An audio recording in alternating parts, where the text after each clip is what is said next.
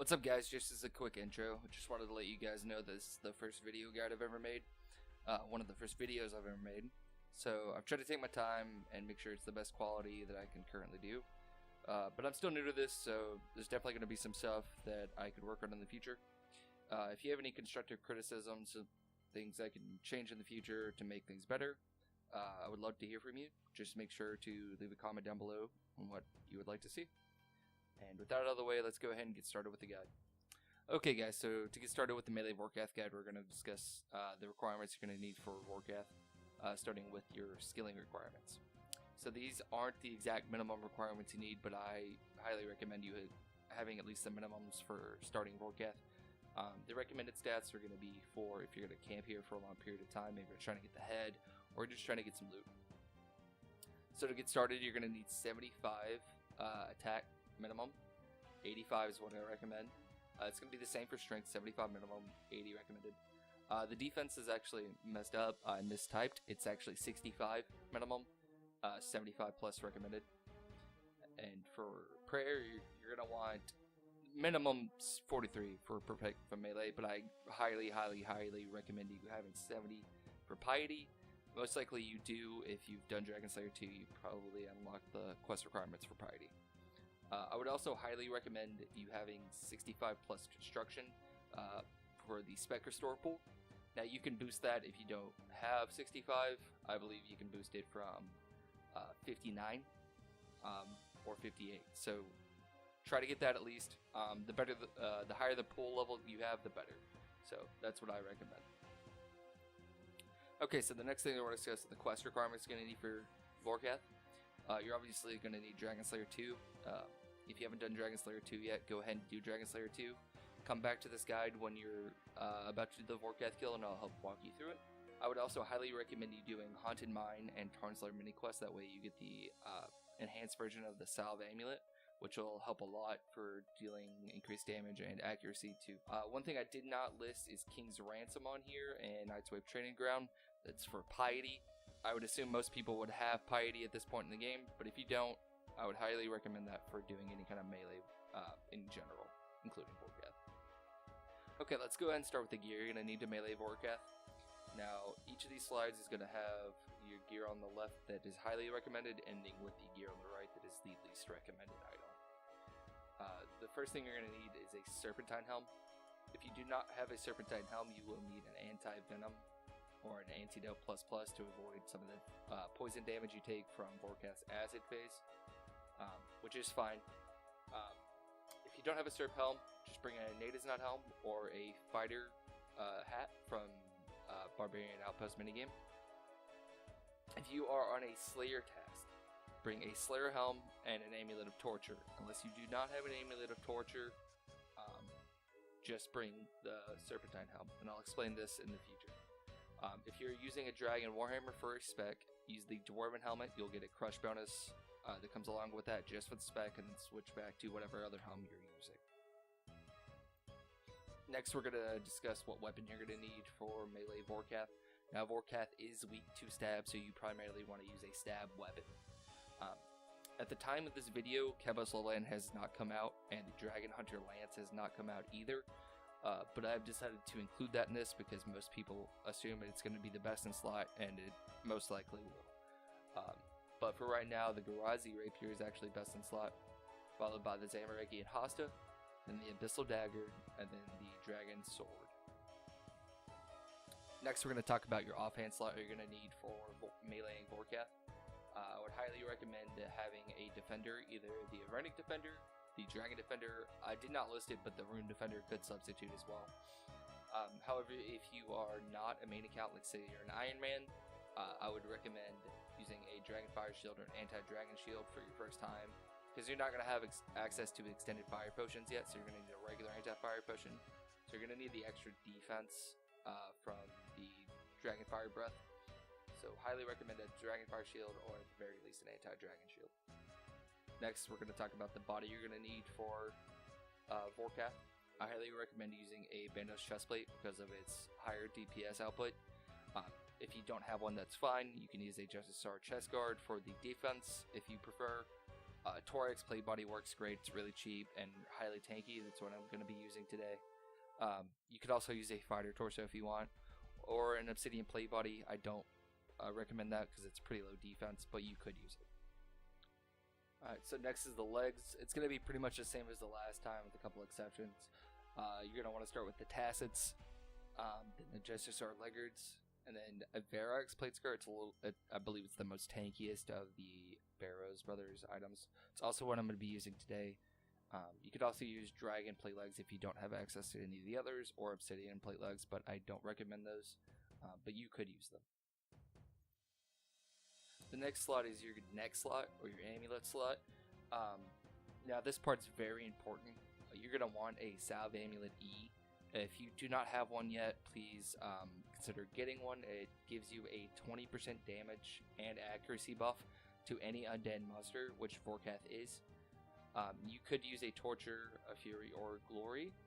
If you are on a Slayer task, I highly recommend using a Torture. It's going to be a little bit better DPS output compared to a Serp and a Salve Amulet. If you are on task and you don't have a Torture, just use a Serpentine Helm and a Salve Amulet, because they do not stack.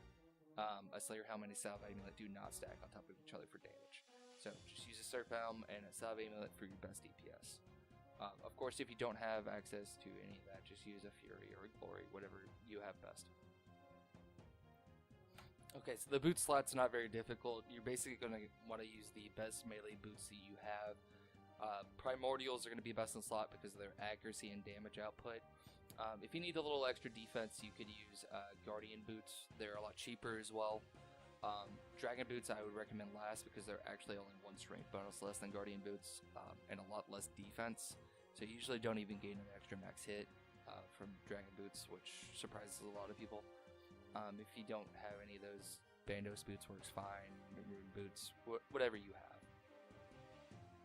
The next slot's going to be the cape slot.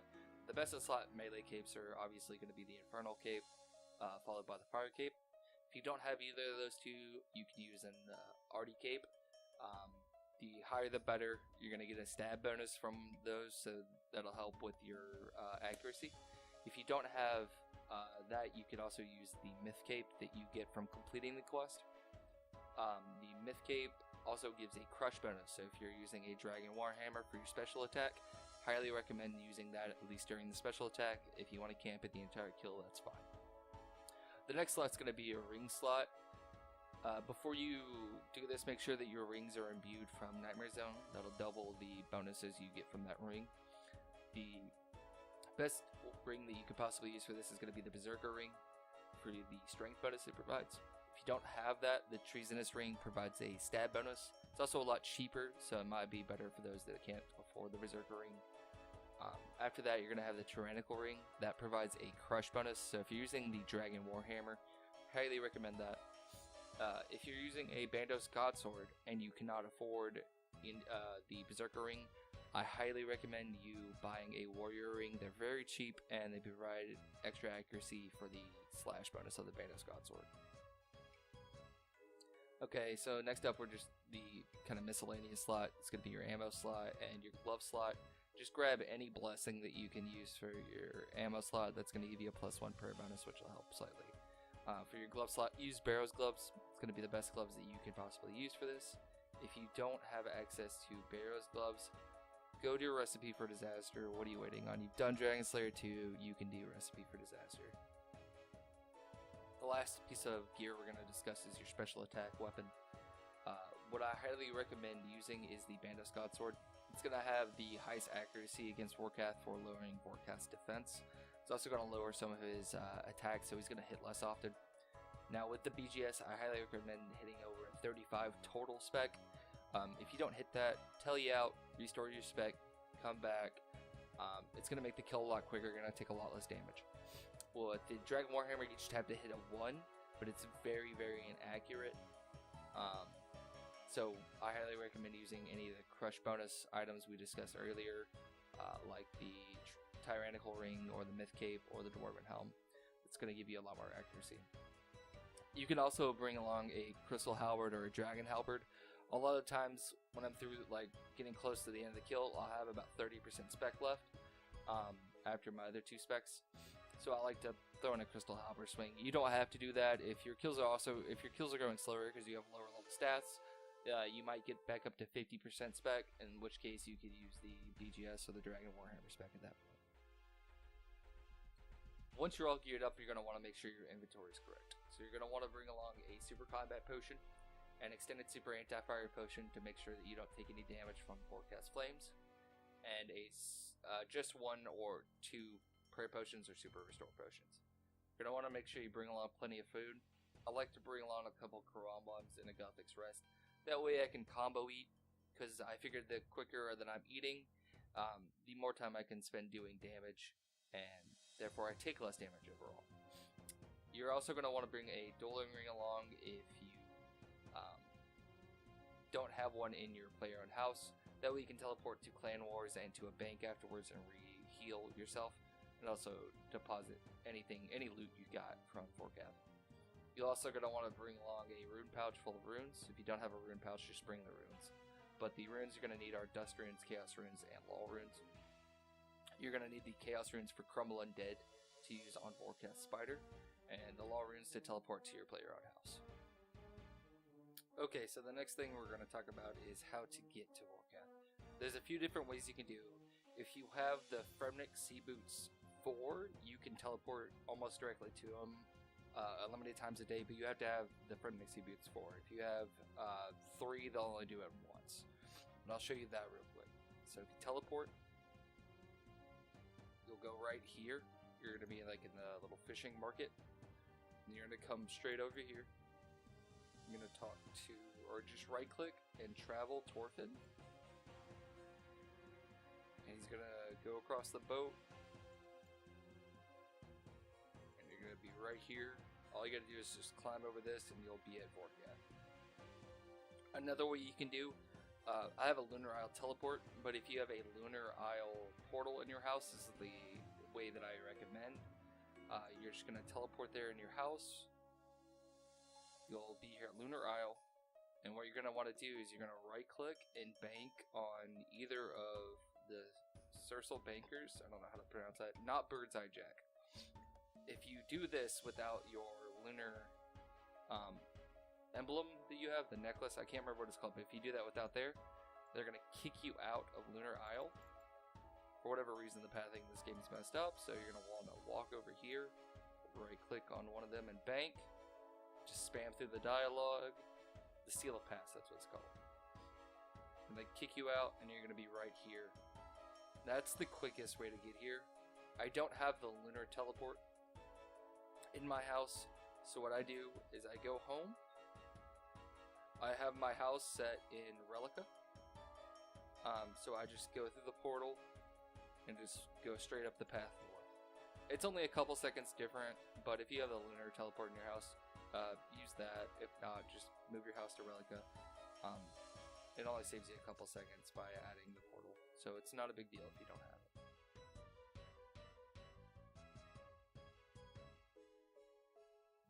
Okay, so before we get into the actual mechanics of Vorkath, let's go over what happens when you die, because that's pretty important.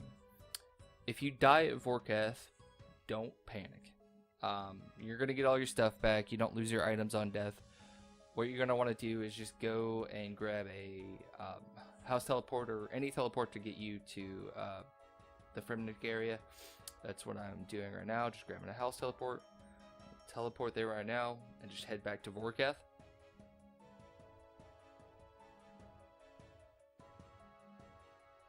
Gonna go ahead and restore my spec. That way, I knew I had enough food to continue the kill. So I'm just gonna collect my loot and continue on with the next kill like nothing ever happened. You're just gonna go back to Tarval where you take the boat from. Once you get to him, you're actually just gonna right click on him. Instead of travel, you're gonna want to collect. And you just need 100k coins that can be in your bank, and just get your items out of there just like nothing ever happened, and rearrange them and re-equip everything, and you're good to go for your next kill. Now you're gonna want to make sure if you die that you go and collect your stuff before you continue on with the kill, because if you do not do that and you die again, you will lose everything that he had in his collection. So please make sure you get everything back from Tarval.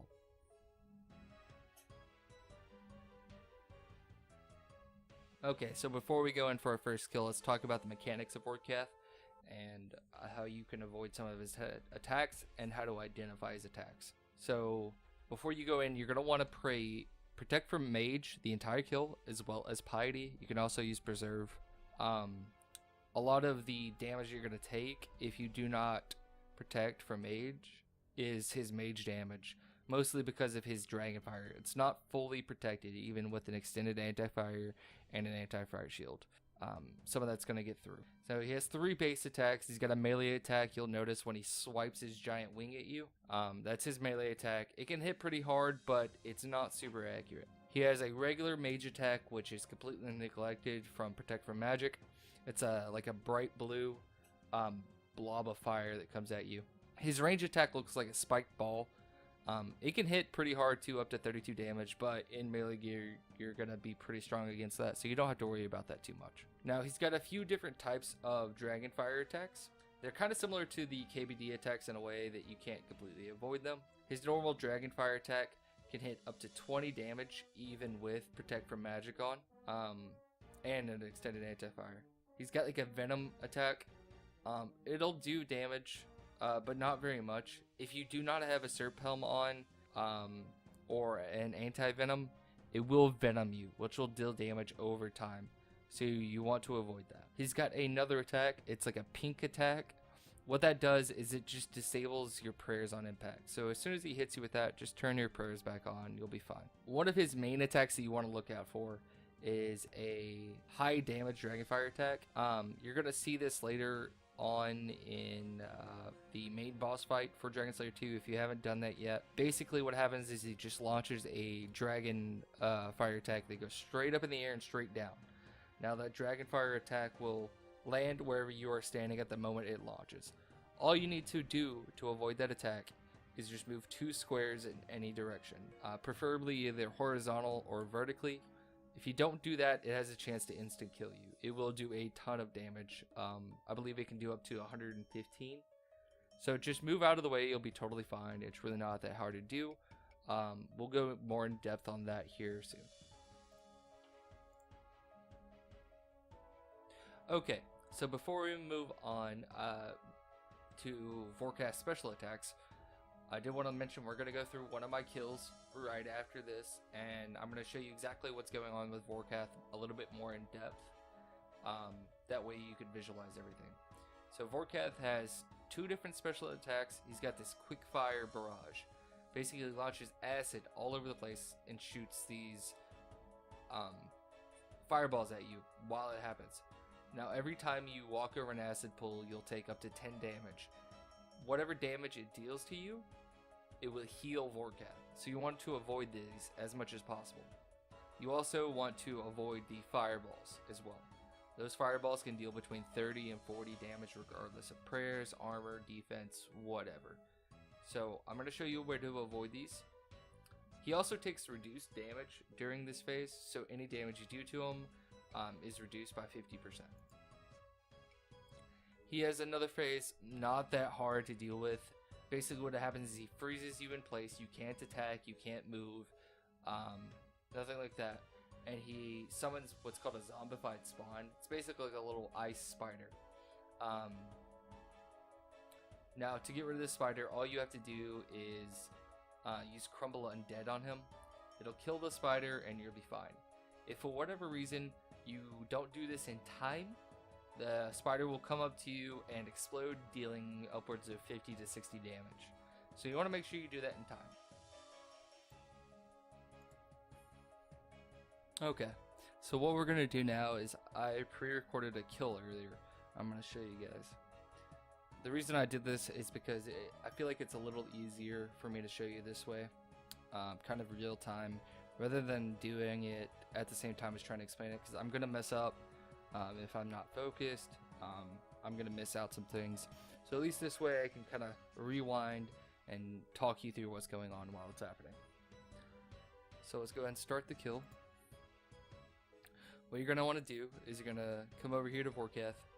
You're going to drink your combat potion, your extended super anti-fire, and equip your special attack weapon. What I do here is I turn on my prayer, and I turn off my run energy. The reason I do that is because during his poison phase, if you're running, you will mess up the method that I will show you. There's another method which you can run, and I'll show you that one as well. I'm just not doing that one in the video, but I can explain it pretty easily.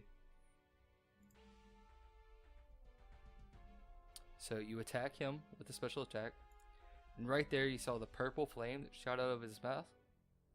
That's him using his prayer attack. So basically just turned my prey off. So I noticed that, and immediately I turned my prey back on. So that way I can hit him with my special attack with piety on to hit him harder. And I do. Right here I hit him 53. Right there, if you just saw it, you might have just missed it. The reason he hit 30 on me is his range attack. It is fairly strong, that's why I recommend having a higher defense. But in tanky armor like I'm wearing, I usually don't take very much damage from it. It's pretty rare. So at this point, there's his melee attack, this giant wing. At this point, you just kind of attack him like normal. Here comes his acid phase. So you see right here, he damaged a 7 on me. It's not with his fire, it's with the acid. It spawned right underneath me, so it instantly damaged me before I could react. Because it hit me a 7, it healed him a 7. So you want to avoid these as much as you possibly can. During this phase, and before the kill, I should have mentioned, you should have your auto retaliate turned off. If you have it turned on, it will cause issues during this phase and during a lot of other phases. So let's go ahead and continue. So what I'm doing here is something similar to the Wook Swag. A lot of people do it in range. It's a little bit different for melee. So what you do is you click back here and you click on him. Once you get in range, you'll see during my attack animation, right there, I started to attack, I click back here. And once I get up to this spot on the purple, right in melee range, that's when I'll click on him again.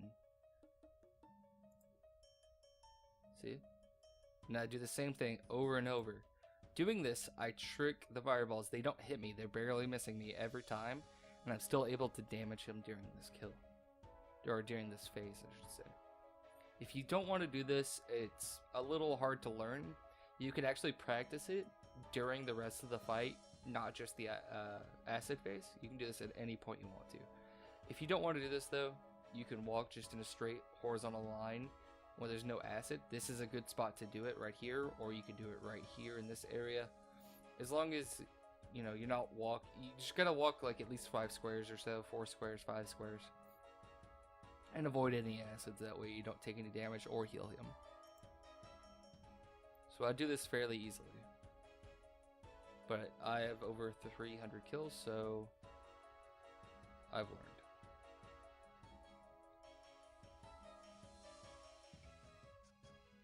These are just some more basic attacks. You don't have to always eat to full. If you notice right here, most people know this, but just in case you don't, if you... Ooh, I skipped back too far. If you drink a potion on the same hit that you eat, it actually doesn't cause you to lose a tick like you would with food.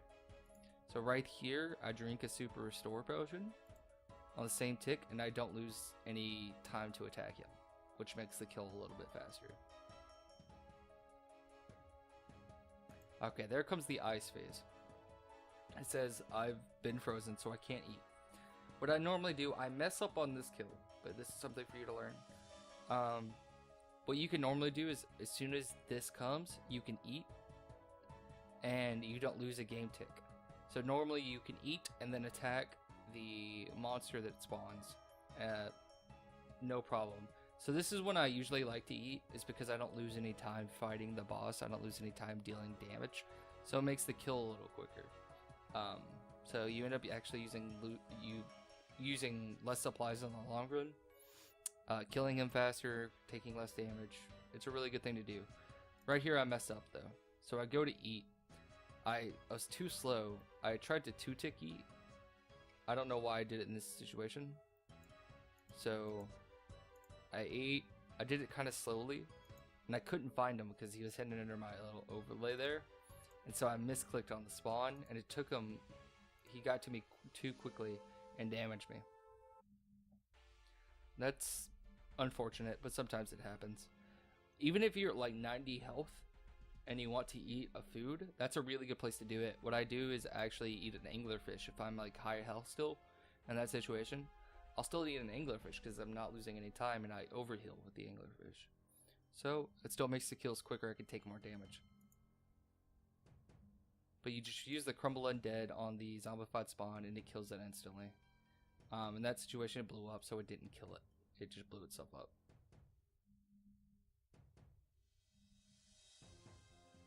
Alright, there's his giant fire attack. That's what killed me in one of the previous clips. It can hit up to 115 damage. So you want to avoid those. All you have to do to avoid those is just walk a couple squares away. At least 2 squares away, and you'll be absolutely fine. So that's what I do. You don't have to run, you can just walk as long as you notice it in time.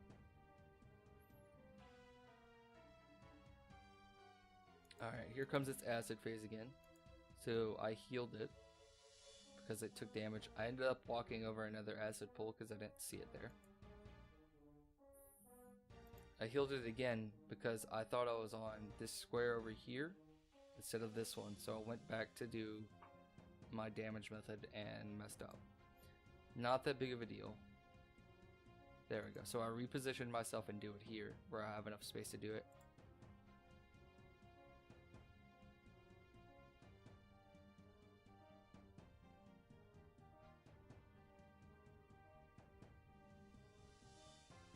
See right here, this is why I bring the Guthix Rust.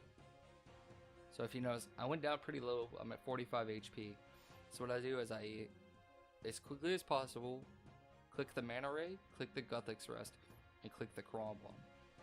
That allows me to heal from 45 all the way up to 90 in one game tick, and I don't lose any longer time than I would with just eating one food. So that's a really good thing to do in those situations. It makes the kills quicker. You don't have to, but it helps long run.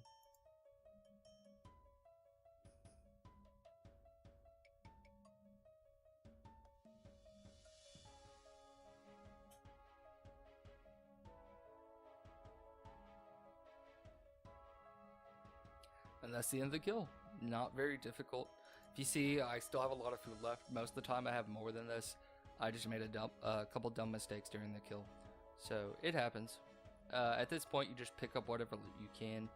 If you have plenty of food for another kill, go ahead and teleport home, restore your spec, and just come back. You don't have to bank it. You should be fine, for another kill. Also, one thing I didn't do, because I forgot about it, is I had 40% spec here. If I wanted to, way back here, I had 30% spec. I could have used my Crystal Halberd spec and killed him a little bit faster. I didn't because I forgot. I'm still new to using the Crystal Halberd, but if that's something you choose to do, you can. You don't have to.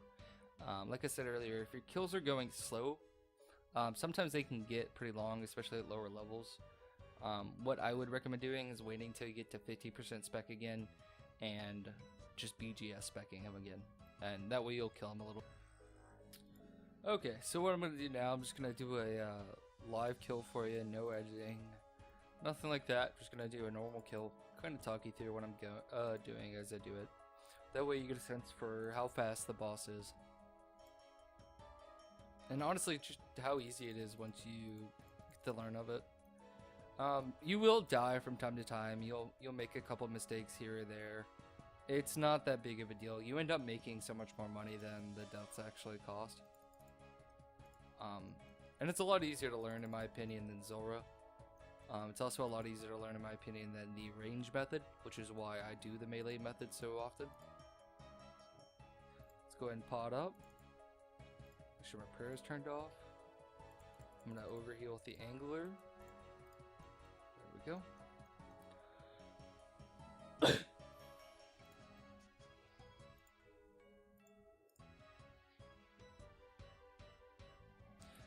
So there's a good example of something that doesn't happen very often. I hit 2 zeros with my BGS. The kill would have taken way too long if I did that, so I just decided to go back home, get my special attack back up and my run back up, and just run back up there. It doesn't reset my anti-fire or my combat potion timer, so I don't waste anything by doing that. I also keep my same health. I think at the highest level pull it resets her health, but I'm not entirely sure. I think it resets her stats entirely. So I just use this one.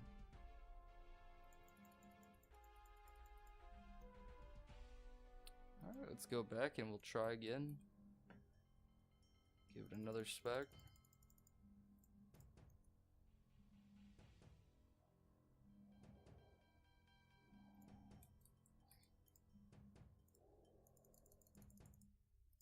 There's another spec. He could have just KO'd me right at the beginning. That wouldn't have been fun. 2 really good specs. That'll make for a decently fast kill, hopefully.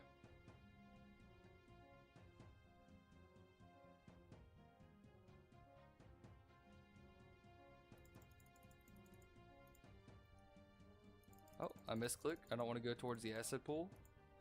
There we go. So I realigned. I messed up there. See? It'll happen sometimes. I don't know. I think I'm... That's what happens when you mess up. Sometimes you don't want to do that. It could possibly be my ping that's having issues. It could just be me misclicking. But if you want to do that, or learn how to do that, you can do it during other parts of the kill as well. See? Well, I would show you there, but I can't. Go ahead and do that. I'm going to eat a food right there after I hit it. There we go. So let's do...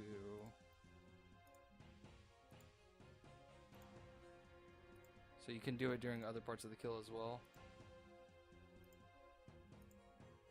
To practice. Ooh. Alright, I'm just gonna do the walk method now, just to show you guys what that is. You're just walking a horizontal line or a vertical line. You're fine. You don't get any damage during that part though. That's the thing. You take very little damage, but you don't do any damage to them. So it makes the kill last a little bit longer. Here I'm going to go and try to spec it. Small spec. And here's that. I'm going to go ahead and just crumble a dead on the spider. There we go. Kill's done. Actually, it wasn't a very slow kill. It was about 2 minutes 11 seconds. With mistakes. Minute 30 is my personal best. So, really not that bad. I could do another kill with the food that I have. If I wanted to. All I would have to do is just come back. I would have to eat like 1 or 2 food. And just go here. But instead what I'm just going to do is just go to my dueling ring box over here. And then go to Clan Wars. Go to the bank chest. I'm going to bank my stuff. I'm going to re-gear. I'm going to go through the portal, get my health back. And I'll be good. Bank the wrong thing there. So I'll just grab another one of those. There we go. And that's fine. All I gotta do is just go through here. Takes no longer than a minute. Teleport to my house.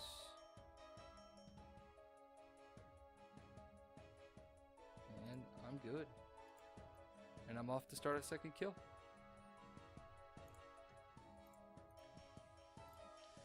Okay guys, that's where I'm going to end this guide.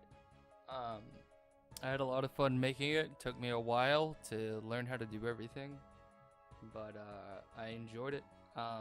If you guys have any questions or criticisms, like I said before, just comment them down below. If you have any ideas for another guide you want to see, just let me know. I'm thinking about doing a Bandos tank guide because I have a couple thousand kills as a tank. so I'd like to do that. If you guys have any other suggestions, or maybe you want to see a loot video, just let me know. I also try to stream from time to time over on Twitch. If you guys want to come hang out, I don't really get very many viewers. Like, I'm not affiliate yet, but if you guys want to come hang out and just chill, it's just twitch.tv/TheNateGatsby. So you'll see it down here at the bottom of the chat box. And thank you guys so much for watching the video. I hope you guys, I hope it helps you guys get 1,000,000 kills of Vorkath. If you get any good luck and the video helped you at all, please make sure to comment and let me know. If you got a really good job or something, that'd be awesome. Alright, you guys have a great day.